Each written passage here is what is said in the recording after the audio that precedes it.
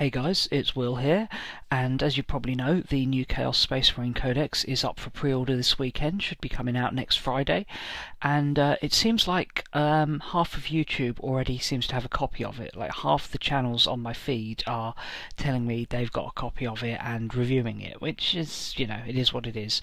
Now, I haven't got a copy of it, but I've obviously seen a lot of the leaks and been closely following this, and I'm wondering, are Chaos getting a raw deal again compared to their Imperial counterparts?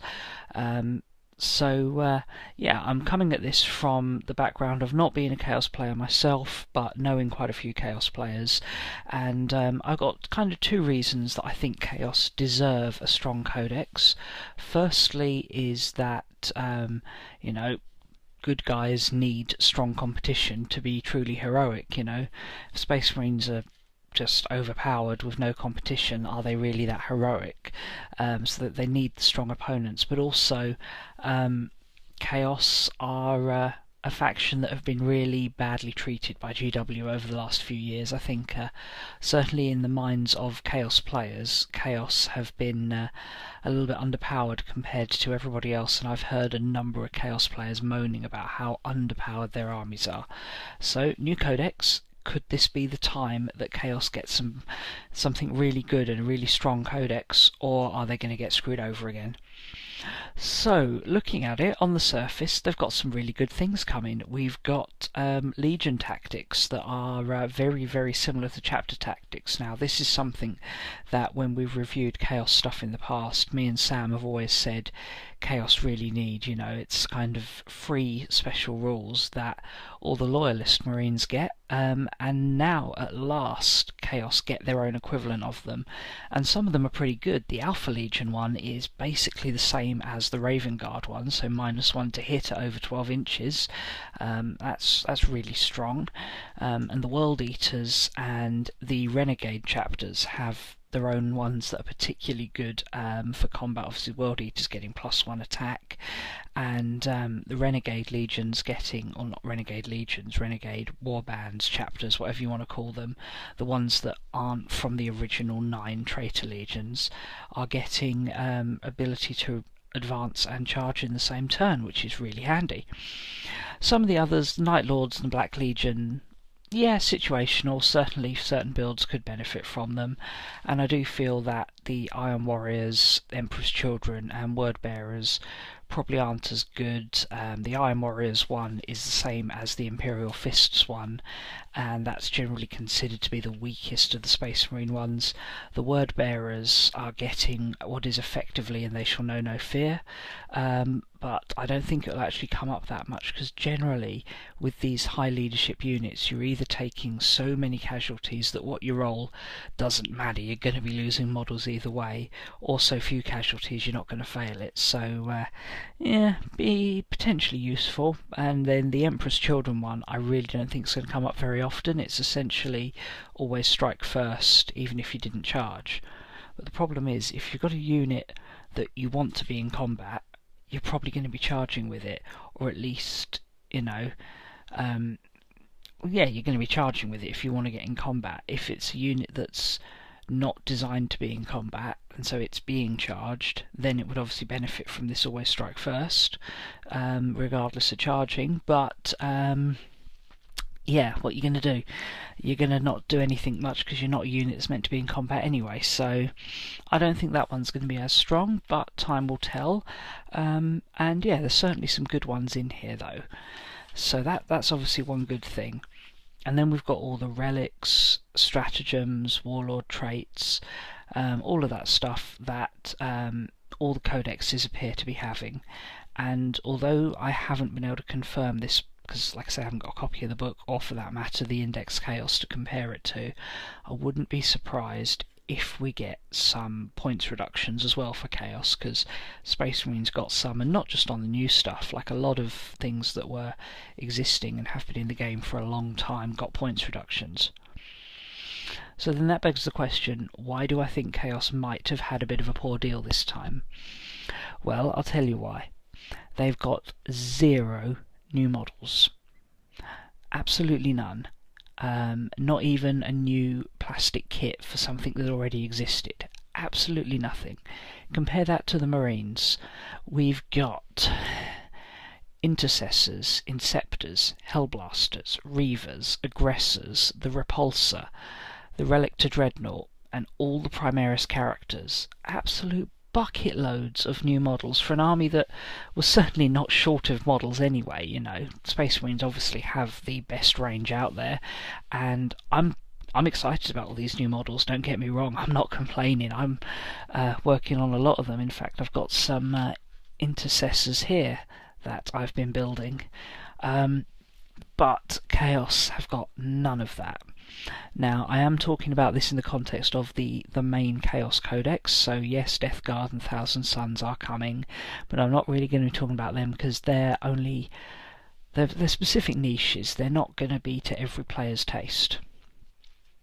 I mean, when you look at the new models as well, I mean, compare the new Hellblasters to the Chaos sort of closest equivalent would probably be Obliterators. You know, they're a mobile, somewhat elite-ish, heavy support shooting unit. And Hellblasters, they've got multi-part plastic kit, potentially really strong, lovely models, great rules in the game. The Obliterators, they're still fine cast. After all these years, they are still fine cast. And as far as I'm aware, they're still the original sculpts from the 90s. And they got such a big nerf in this edition. They used to be one of Chaos's better units, and they've gone to being possibly one of the most nerfed units in the game, with where their weapons before were a really great toolbox of options. You know, you could pick the right weapon for the right situation. Now you can't even rely on your weapon doing what you expect it to do, because it's completely random. So, yeah. Or the new Repulsor. You know, Space Marine's got this lovely new Repulsor tank coming out. What do Chaos have as the equivalent? Excuse me. What do Chaos have as the equivalent? Land Raider is decent. Rhino, decent. But Space Marines have those as well. And they have the Razorback, which is probably superior to the Rhino.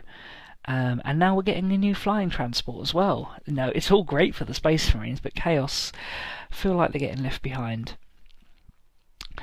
And it's even seems unfair compared to the last Chaos Codex. I mean, last Chaos Codex was a while ago now. We're talking 4 years maybe. And when that came out, they got the Helldrake, the Mauler Fiend, the Forge Fiend, Mutilators, Dark Apostle, Warpsmith, Cultists.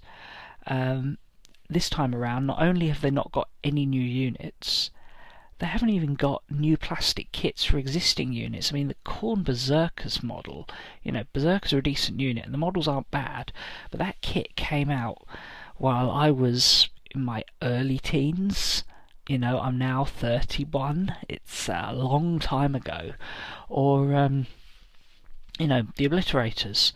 Those models, I don't think I was even a teenager when they came out. They're talking so long ago. They're fine, failcast, monopose.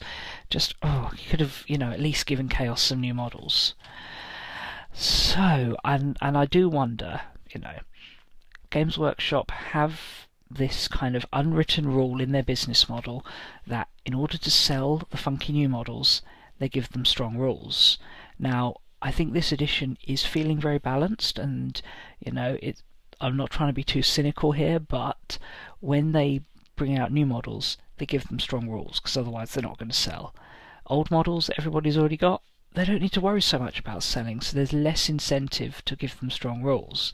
Now, this doesn't mean that some of the stuff in here does have some great rules, because you know, there is some really good stuff in the Chaos Codex. But there's nothing new and exciting, and I think Chaos players are going to feel hard done by compared to what Space Marines have got.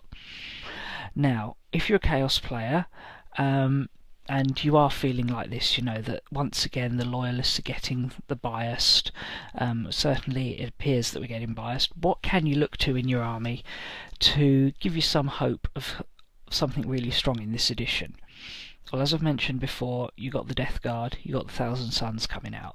So if you're interested in those legions, whether you want to collect a whole army of them, or whether you just fancy adding a small detachment of them, or just the odd unit here and there, then you know, that's going to be pretty good. I imagine the Death Guard are going to get some good rules, because, again, new model syndrome, and the Thousand Suns have certainly got some cool models, and we'll just have to wait and see. And you got Magnus there, you got the only Chaos Primarch currently available in plastic, although there are rumours that Mortarian's coming out in a few months' time, so we shall see on that. But what about the mainline codex? I'll start with, you got cultists. There's a lot of talk that this edition favours hordes. I've not personally seen it in my own gaming too much, although Sam's Genestealer cult do seem to be the toughest army I've faced so far, so maybe there is some truth to that. And Chaos have a really great horde infantry unit in cultists. Basically guardsmen, but Chaos, and available in huge squads. So you've got cheap massed infantry, and unlike some other armies that have cheap massed infantry like Guard, you've got a lot more buffs you can put onto these through particularly the strong psychic phase that Chaos can have, with a lot more powers available to them than certain other forces. So that's one thing. Khorne Berserkers. I'm hearing great things about Khorne Berserkers now, which is the way it should be. They should be some of the premier assault units in the game, and the fact that they can now fight twice in combat, in addition to getting additional attack from Wordbearer Legion trait, and the fact that you can actually get them there now cheaply and reliably, because you can finally assault out of a Rhino again. You know, Khorne Berserkers are going to be a great assault unit, and something that Chaos Space Marines are going to want to get their hands on. You got the Demon Prince. There's nothing in the Space Marine Codex that's remotely like the Demon Prince. It's a flying character. It's got potential for psychic powers, great melee ability. It's going to be a really strong model, I think. And just the overall feel of the Chaos Army having that more assault flavour to it, in an edition where assault seems to be stronger than it used to be. I'm not saying assault is now the replacement of shooting. I think it's still primarily a shooty game, but assaults are certainly better now. You've got a lot more ways to get there, and when you do get there, you're going first if you charge, which is going to make the more assault flavoured forces, which Chaos have a lot of, potentially more valuable. So while I think Chaos players can feel a little hard done by compared to what Space Marines have got, I think in conclusion they're going to be a lot stronger than they were in previous editions. So, you know, don't lose hope yet. If you are a Chaos player, firstly, you're a dirty heretic. Secondly, let me know what you think in the comments. Am I completely missing the mark here? Is there something utterly amazing? Or am I, you know, not going far enough? Are Chaos really getting screwed over here? Let me know what you think. Anyway, thanks a lot for watching, and I'll see you guys soon. Bye.